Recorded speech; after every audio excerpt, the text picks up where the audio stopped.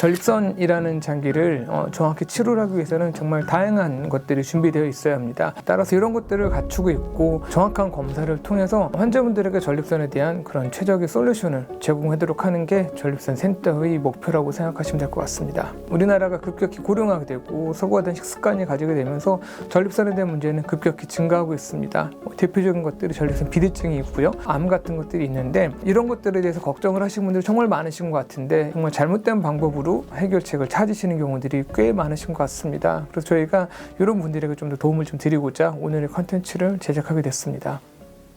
안녕하세요. 성함이 어떻게 되세요? 생년월일이 어떻게 되실까요? 네, 접수해드릴게요. 앉아서 기다려주세요.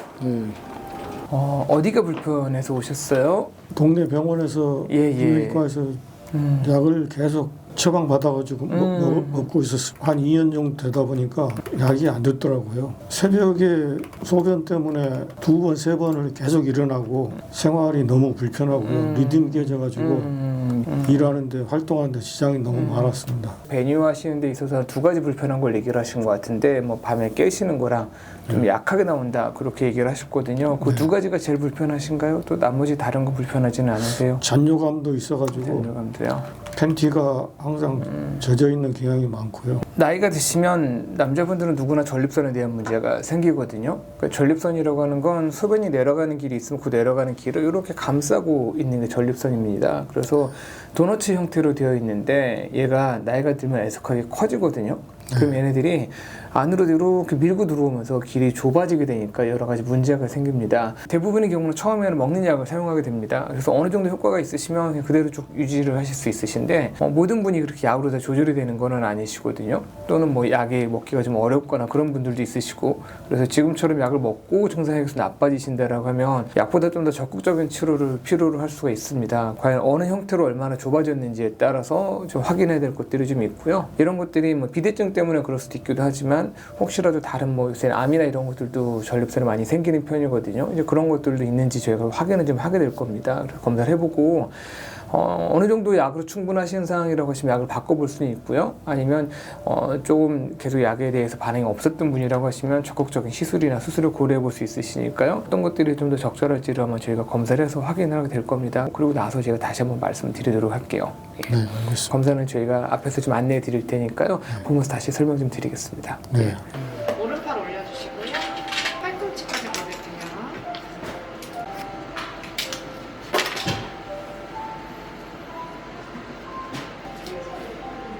자, 찍을 때까지 갖고 있는 부분.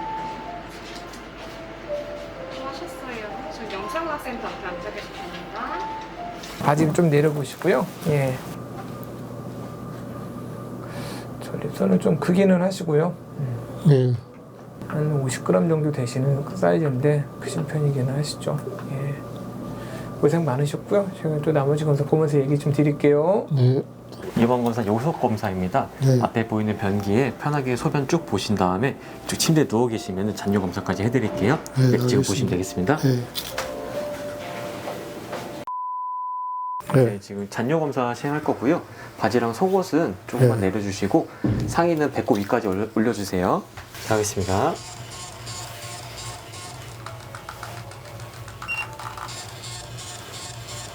네. 저희가 검사를 할 때 제일 중요하게 보는 게 일단 두 가지예요. 하나는 전립선이 얼마나 커져서 가운데를 막고 있는지를 보고 내시경이라든가 초음파를 통해서 그 안을 직접적으로 확인하게 되는데 크기는 한 50g 정도 되셔서 이렇게 아주 많이 큰 건 아니지만 충분히 크신 편이기는 해요. 한 40이나 50 정도 되시면서부터 시술이나 수술 같은 걸 고려해 볼 수는 있는데 50g 정도시면은 사실 꽤 커진 편이시고요. 똑같은 50g이라 하더라도 중요한 거는 결국에 그리고 가운데가 얼마나 좁아졌는지가 중요한 건데요. 이게 한쪽으로 치우쳐서 커져 있는 50g이에요. 그러면 양쪽에서 밀고 들어온 게 길이 더 좁아져 있거든요. 이런 경우가. 그래서 남들 한 60, 70g 정도 되는 정도의 증상은 충분히 되실 거라고 생각을 합니다. 치료는 비교적 간단한 시술도 있기도 하지만 전립선을 가장 완벽하게 제거하거나 할 수 있는 거는 홀랩 수술이라고 하는 수술이 가장 효과적인 측면에서는 유리합니다. 다른 것보다도 효과라는 측면이 가장 좀 중요한 포인트인 것 같아라고 하시면 제가 봤을 때는 수술적인 또 레이저 수술 같은 거를 고민해 보시는 게 좋으실 것 같기는 해요.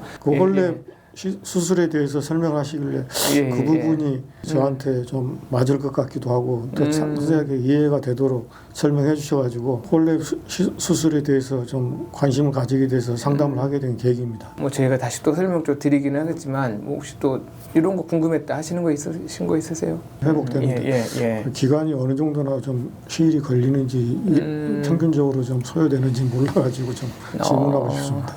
사실 전립선에 대한 수술은 아프지 않습니다.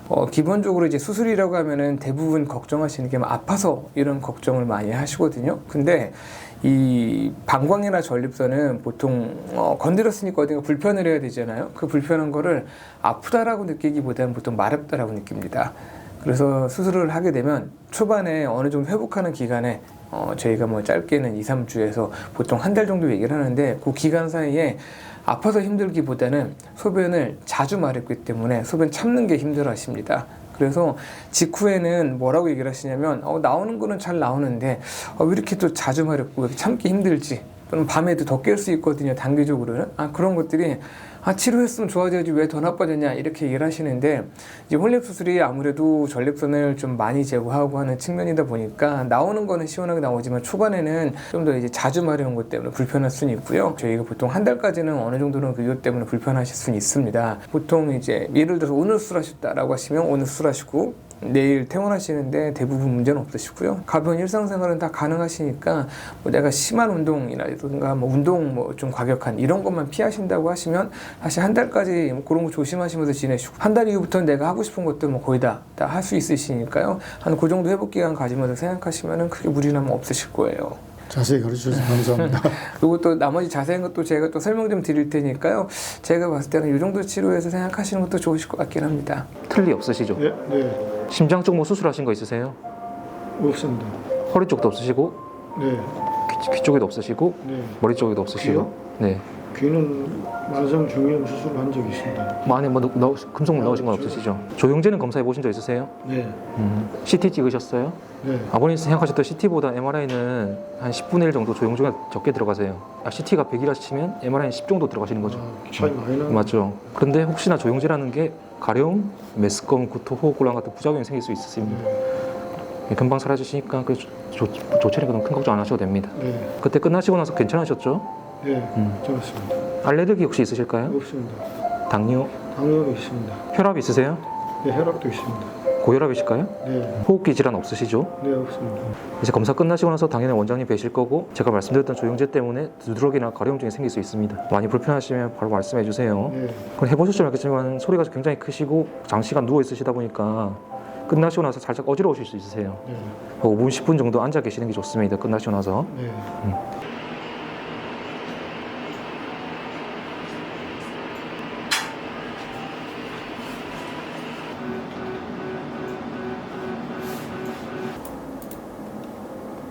저희가 PSA가 조금 올라있고 초음파를 시행을 했는데 조금 비대증도 있으시고 의심되는 소견도 조금 있으셔가지고 저희가 MRI를 촬영을 했고 다행히 MRI 상에서는 크게 나빠 보이는 소견은 없긴 하세요. 예, 비대증 정도 있으시고 경미한 염증 정도 있으시고 그리고 이제 저희가 MRI를 찍을 때 골반 부위를 전반적으로 보는데 골반 부위에도 다 특별히 이상은 없으시고 하셔가지고 비대증 치료 부분만 좀 받으시면 될 것 같으세요.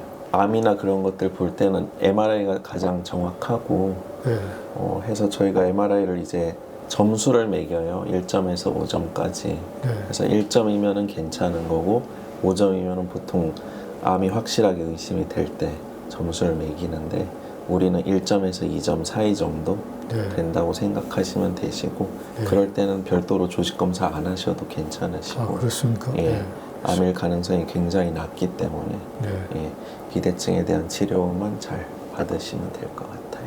예. 잘했습니다. 네, 고생하셨습니다. 감사합니다. 예. 소독 필요한 부분을 소독하고 소변줄 먼저 빼보고 그리고 소변줄 빼고 바로 가는 게 아니고 이제 집에 가시기 전에 방광에 소변 차 있는 것까지 봐서 소변 차서 스스로 소변을 볼 수 있는지를 확인해야 이제 집에 가셔서도 일시적인 요폐색이 없이 소변을 볼 수 있다라는 걸 확인하고 보내드릴 거예요. 네, 알겠습니다.